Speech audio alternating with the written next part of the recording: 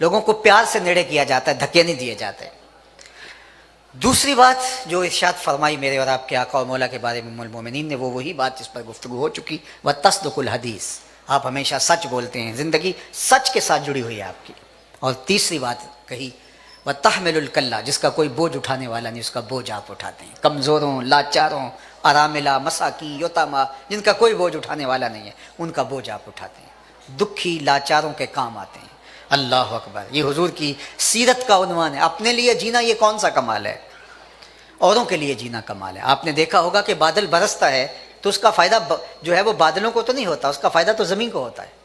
زمین سے سبزہ اگتا ہے تو زمین کو فائدہ تو نہیں ہوتا، وہ تو جانوروں کو ہوتا ہے۔ جانور چارہ کھاتے ہیں تو خود فائدہ تو نہیں ہوتا، وہ دودھ تو اوروں کے لیے دان کرتے ہیں۔ کبھی آپ نے درخت کو نہیں دیکھا ہوگا کہ اپنی چھاؤں میں بیٹھا ہو، وہ تو خود جلستا ہے دھوپ کے اندر، اوروں کو چھاؤں فراہم کرتا ہے۔ درختوں پر لگنے والا پھل جو ہے وہ اوروں کے کام و دھن کی تسکین کا سامان کرتا ہے۔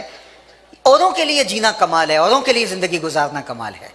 اوروں کے لیے آپ کا دامن وسیع ہو جائے، لوگوں کو اپنے دامن رحمت کے حصار میں لے لیں، لوگوں کے لیے نرم دل بن جائے، لوگوں کی ضرورتوں کی تکمیل کریں۔ اللہ اکبر، یہ حضور علیہ السلام کی سیرت ہے۔ کتنا ستھرا معاشرہ تشکیل پا جائے اگر ہم سیرت کے صرف ان 6 عنوان پہ آ جائیں۔ وَتَحْمِلُ الْكَلَّ وَتَكْسِبُ الْمَعْدُومَ، جس کا کوئی کمانے والا نہیں ہے، اس کی ضرورت آپ پوری کرتے ہیں، اس کے لیے آپ کمائی کر کے اس کی ضرورت کی تکمیل کرتے ہیں۔ ہم سمجھتے ہیں کہ جناب اگر ہمارا ہمسایہ غریب ہے تو ہماری ذمہ داری تھوڑی ہے، اگر اس کے بچے زیادہ ہیں، وہ کثیر العیال ہے، تو ہماری ذمہ داری تھوڑی ہے۔ ہم اپنی تجوریاں بھرتے چلے جاتے ہیں، ہمیں خیال ہی نہیں ہوتا کہ یہ بھی تو ہماری ہمسائیگی میں ہے، ہماری ذمہ داری ہے۔ یہ تو پھر کفار والی بات ہوئی۔ کفار مکہ نے کہا تھا کہ جن کو اللہ نے غریب بنایا ہے ہم ان کو کیسے امیر کر سکتے ہیں، جب اللہ نے نہیں دیا تو ہم کیوں دیں ان کو۔ یہ آزمائش ہے، تمہیں دولت دے کے آزمایا گیا، اور ان کی آزمائش ہے، انہیں غربت دے کے آزمایا گیا۔ میں کہتا ہوں اسلامی معاشرت کے اندر جب ہم ایک دوسرے کا درد بانٹنے کی جو تلقین کی گئی ہے، مجھے بتائیے ایک گلی کے اندر 10 گھر ہیں، اگر 10 گھر ایک گلی کے اندر ہیں تو اس میں سے 2 گھر ہوں گے جو غریب ہوں گے، باقی 8 گھر جو ہیں وہ آسودہ ہوتے ہیں، اور اس میں سے کوئی بہت اچھے ہوتے ہیں اور کچھ چلو اپنا گزر کر رہے ہوتے ہیں۔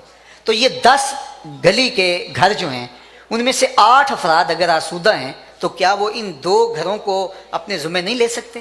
صرف اپنی ہی گلی سنبھال لیں، ان کی بیٹیوں کو اپنی بیٹیاں سمجھ لیں اور ان کی شادیوں کا اہتمام کرنے مشکل میں ان کے کام آ جائیں، تو اللہ کتنا راضی ہوگا۔ لیکن ہم سمجھتے ہیں کہ ہمیں کیا لگے۔ نہیں، ہمارا معاشرہ یہ تو ویشیوں کا معاشرہ ہے، انسانوں کا معاشرہ تو ایسا نہیں ہوتا۔ تو اگر ہم صرف اپنی گلی سنبھال لیں، میں فہرست بنا لوں اپنے محلے کی، امراء کی بھی بنا لوں اور غرباء کی بھی بنا لوں، اور غریبوں کی مدد اپنے ذمے لے لوں، تو کتنا اچھا ماحول بن جائے، کوئی بھوکا نہ سوئے۔